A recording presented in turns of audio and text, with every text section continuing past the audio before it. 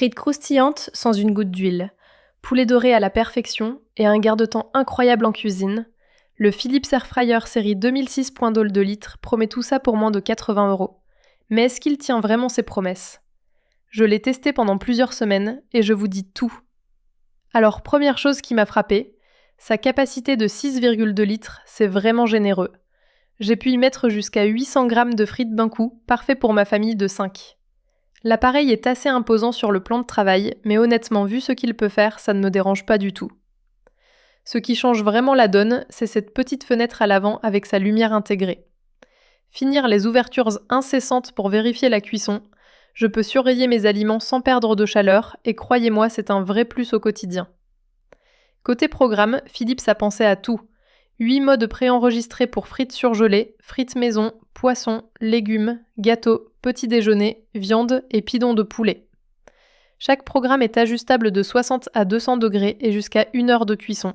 Vous avez vraiment le contrôle total. J'ai particulièrement apprécié la fonction maintien au chaud. Plus besoin de stresser si le repas n'est pas prêt au même moment, l'airfryer garde vos plats à température. C'est le genre de petits détails qui changent tout dans une vie de famille bien remplie. Maintenant, parlons performance. J'ai testé des frites, des nuggets, de l'aubergine et du poulet. Les nuggets, parfaits en 12 minutes, bien dorés et croustillants. L'aubergine était super cuite après 15 minutes. Pour les frites, j'ai eu un résultat correct en 20 minutes, même si la cuisson n'était pas parfaitement homogène. Et pour le poulet de 370 grammes, comptez 40 minutes pour une belle peau dorée. Si vous voulez découvrir ce modèle au meilleur prix, tous les liens sont disponibles en description de cette vidéo. Un autre point fort, le bruit. À seulement 47 décibels, c'est vraiment discret. Je peux cuisiner sans réveiller mes enfants ou couvrir la conversation pendant le repas.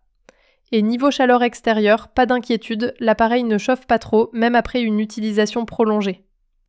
L'entretien est simple, la cuve et la grille passent au lave-vaisselle. Attention quand même, la cuve peut garder quelques traces de graisse après un cycle. Un petit coup d'éponge et c'est réglé. La résistance est accessible si vous avez besoin de la nettoyer. Bon, soyons honnêtes, ce modèle a aussi ses petits défauts. J'ai remarqué qu'il pollue un peu l'air ambiant pendant l'utilisation. Rien de dramatique, mais pensez à bien aérer votre cuisine.